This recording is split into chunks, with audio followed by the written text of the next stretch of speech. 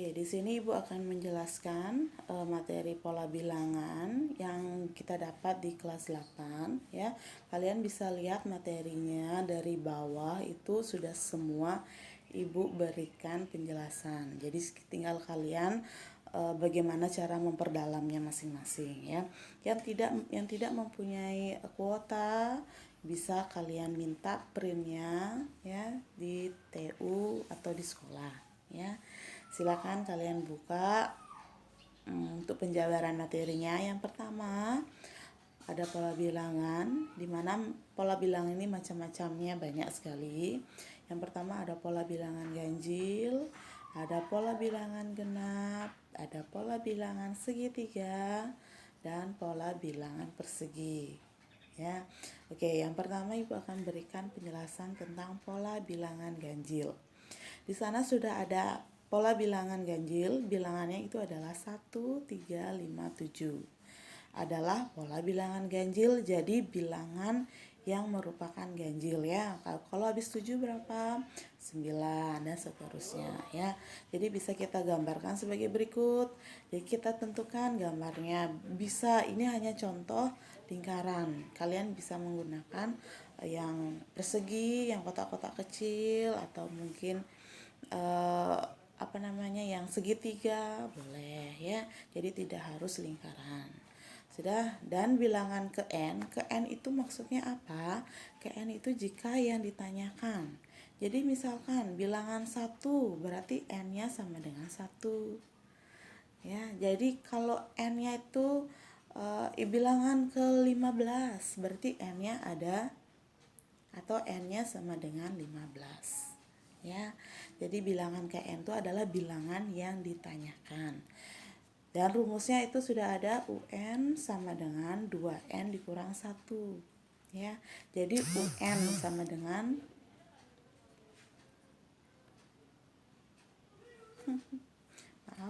UN sama dengan 2N dikurang 1. Jadi N-nya misalkan tadi bilang 15. Berarti sama dengan 2 dikali 15 dikurang 1. Ya. Dan seterusnya seperti itu. Jadi dapatlah nilai UN-nya yang tadi kalian tanyakan. Oke, sekarang kita lanjut pola bilangan genap. 2, 4, 6, 8. Di mana 2, 4, 6, 8 itu adalah angka genap ya. Jadi bisa digambarkan sebagai berikut juga. Jadi lingkarannya ada 2. Habis lingkaran 2 ada 4, habis 4, 6 dan seterusnya ya. Bilangan ke n juga sama seperti bilangan ganjil. Kalau bilangan yang ditanyakan karena bilangan genap berarti angkanya harus genap. Misalkan ke 10. Bilangan ke 10 berarti n-nya 10 ya. Jadi U-nya adalah U10 sama dengan 2 kali 10 sama dengan 20. Jadi U10 sama dengan 20. Oke. Jadi bilangan ke n itu adalah bilangan yang ditanyakan. Berapa angkanya ya. Tinggal diganti saja. Lanjut, pola bilangan segitiga yaitu bilangan 1, 3, 6, 10 adalah pola bilangan segitiga. Dari mana kalian dapat pola bilangan ini? Dari pola bilangan segitiga. Di sana sudah ada rumusnya ya. Mungkin agak ini hancur rumusnya, bisa kalian ketik, mungkin cari di Google bisa ya. Jadi Ibu akan berikan saja sekarang UN sama dengan N dalam kurung N ditambah 1 per 2 ya. UN sama dengan N dalam kurung N tambah 1 per 2 ya. Jadi dapat bilangan segitiga itu dari rumusnya ini. Misalkan bilangannya kedua ya, bilangan kedua. Kalian ganti n-nya menjadi angka 2. Sekarang coba hitung-hitung sekarang. N ganti 2 berarti 2 dalam kurung 2 ditambah 1 per 2. Karena kita mencari bilangan n-nya adalah 2, berarti U2 ya, n-nya kita ganti 2 sama dengan 2 dalam kurung 2 ditambah 1 per 2. Ingat, menyelesaikan penyelesaian itu adalah yang di dalam kurungnya dulu. Jadi N tambah 1 itu kita selesaikan dulu. Jadi 2 tambah 1 sama dengan 3. 3 dikali 2 sama dengan 6. 6 dibagi 2 sama dengan 3. Jadi dapatlah kamu bilangan kedua itu sama dengan 3. Jadi sesuai ya. Jadi bilangan 1 itu adalah bilangan pertama atau U1. Ketiga itu adalah bilangan kedua yaitu U2. Jadi kalau kita jabarkan U1 sama dengan 1, U2 sama dengan 3, U3 sama dengan 6 dan seterusnya. Ya, jika kalian mencari U10, silakan memakai rumus yang dari pola bilangan segitiga tadi. Udah, silakan Ibu Sarah Ibu lanjut ke pola bilangan persegi. Sama seperti tadi pola bilangan segitiga, dari mana dapat 1, 4, 9, dan 16 dari rumus persegi. Jadi rumus persegi adalah UN sama dengan N kuadrat. Dimana bilangan pertama kan 1, jadi N-nya kita ganti 1. Jadi U1 sama dengan N-nya tadi berapa? 1. Jadi 1 pangkat 2 sama dengan 1. Ya, 1 kali 1 sama dengan 1. Kita lanjut, kalau misalkan bilangan kedua. Bilangan keduanya kan U2. Jadi N-nya sama dengan 2.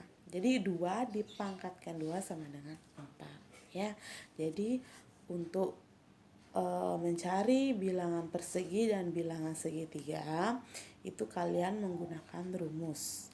Sedangkan yang dari atas ya, bilangan ganjil dan bilangan genap itu sesuaikan dengan angka bilangan ganjil dan genap. Dan kalian sudah tahu yang mana bilangan ganjil, yang mana bilangan genap ya. Tapi kalau memang bingung mencari misalkan sampai 100 sampai 2021 kalian cari, tidak mungkin kan secara jabar ya, silakan memakai rumus dari pola bilangan ganjil dan genap ya.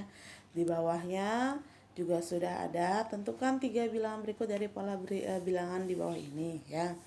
Ini yang 1A itu ada angka 1357, berarti itu adalah pola bilangan ganjil. Sudah. Jadi yang kedua, yang B 2468. Silakan, itu ada berapa? Ya, ada 10, 12, 14. Ya, maksudnya di sini 3 bilangan berikutnya. Jadi adalah 3 angka selanjutnya. Jadi habis 7 itu berapa sih angkanya? 9, 11, 13 sampai 3 angka. Ya. Jadi yang hilang kan 3 angka, jadi 9, 11, dan 13. Itu jawabannya. Kalau misalkan ditanya 5 bilangan berikutnya, jadi lanjutkan sampai 5 angka. Jadi 9, 11, 13, 15, 17. Ya. Jadi itu sudah 5 angka berikutnya. Sudah. Yang B juga sama, 2468 itu adalah pola bilangan genap. Jadi di mana pola bilangan genap itu kita melanjutkan saja. Habis 8 berapa? 10, 12, dan 14. Kalau ditanya 5 bilangan ya dilanjutkan juga. Kalau 10, 12, 14, 16, 18. Jadi ada 5 bilangan berikutnya. Ya. Nah, yang di bawahnya yang C. 35, 30, 25, 20. Kira-kira itu bilangan apa? Ya, berarti bilangan pengurangan. Ya, mengurangkan itu. 35 loncat ke 30 berapa angka? 35 dikurang 30 berapa? 5. 30 dikurang 25 berapa angka?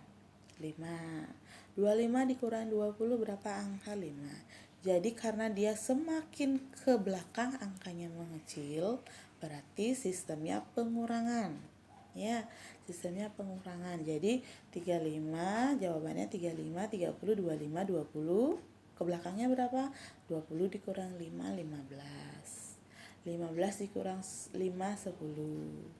10 dikurang 5, 5. Ya, jadi ini sistem pengurangan. Sudah? Oke. Yang D, 3, 6, 12, 24. Nah, silakan coba kalian jawab sendiri. Berapa angka 3, 6, 12, 24? 3 ke 6 berapa angka? 3. 6 ke 12 berapa angka? 6. 12 ke 24 berapa angka? 12. Berarti kelipatan dari angka yang tadi. Jadi 3 ke 6, 3. 6 ke 12, 6. 12 ke 24, 12. Berarti selanjutnya angka berapa yang dikelipatkan? Berarti 24 ditambah 24 hasilnya 48. 48 ditambah 48 hasilnya 96 dan seterusnya. Ya, itu namanya pola bilangan. Jadi pola bilangan itu bukan berarti semua yang ada di sini di pola bilangan genap, pola bilangan ganjil, ya. Jadi pola bilangan itu adalah pola yang yang meloncatkan dengan satu atau dua angka seterusnya, ya. Nah, di sini sudah ada juga rumus soal yang kedua, bisa dilihat di sana. Tentukan 5 bilangan pertama dari pola bilangan berikut dengan rumus UN sama dengan 2N dikurang 1. Rumusnya kalian pakai yang 5 bilang itu maksudnya dari U1, U2, U3, U4, dan U5. Berarti N-nya kita ganti jadi 1, 2, 3, 4, 5. Ya, jadi 5 bilangan pertama adalah 1, 3, 5, 7, 9. Jadi kalian sudah dapat jawabannya. Ini hanya diganti saja rumusnya. N-nya itu dapat berapa. Misalkan tentukan 10 bilangan pertama dari pola bilangan dari rumusnya yang tadi. Berarti N-nya kita ganti jadi 1, 2, 3, 4, 5, 6, 7, 8, 9, 10 jika yang ditanya adalah 10 bilangan pertama. Jadi semuanya kita akan pakai angka 1 sampai angka 10. Ya, sudah. Nah, yang B juga sama. Ya, yang B juga sama dan yang C juga sama. Tinggal diganti saja. Ya, misalkan 5 bilangan, jadi semuanya 1 sampai 5. Tinggal diganti saja, kita memakai rumus yang lain. Ya. Oke, yang kedua kita lanjutkan barisan bilangan. Di mana barisan bilangan ini sama seperti yang tadi, sederetan bilangan dengan suatu aturan tertentu, di mana namanya suku pertama yang dilambangkan dengan U1. Nah, sama kayak tadi ya. Kalau kita mencari 5 bilangan pertama, berarti U1, U2, U3, U4, dan seterusnya, ya. Jadi U1 itu adalah suku bilangan pertama, U2 itu adalah suku kedua, U3 adalah suku ketiga, ya. Di sana juga sudah ada contohnya. Kalau 2 ke 7, 12, 17, berapa loncatan dia? Ya, untuk barisan bilangan di sini Ibu sudah ada dua bilangan, ada dua, artinya dibagi menjadi dua, yaitu bilangan aritmatika. Yang pertama bilangan aritmatika dulu. Untuk selanjutnya geometri di minggu depan kita akan ketemu, ya. Jadi barisan aritmatika di sini sudah ada, ya. Oke. Contohnya untuk barisan aritmatika kita akan jika naik nilainya positif, jika turun artinya negatif. Maksudnya kalau dia semakin ke belakang nilainya semakin bertambah, berarti nilainya dijumlahkan, ya. Kalau dia semakin ke belakang nilainya kecil, berarti dari nilai tersebut itu dikurangkan, ya. Contohnya seperti yang nomor A sudah ada 3, 6, 9, 12, yaitu 3 ke 6 itu berapa? Jadi 3 ditambah 3, 6. 6 itu ke berapa? 6 juga ditambah 3, 9, dan seterusnya. Berarti itu adalah bilangan positif, artinya dijumlahkan. Jadi semakin ke belakang semakin banyak, ya. Yang B 27, 25, 23, 21. Kalian sudah bisa lihat ya, yang mana bertambah, yang mana berkurang, ya. Jadi yang B itu adalah mengurangi. Jadi mengurangi angka. Jadi 27 ke 25 berarti kan pengurangan. Jadi pengurangan berapa? Min 2. 25 ke 23 pengurangan berapa? Min 2, dan seterusnya, ya. Oke.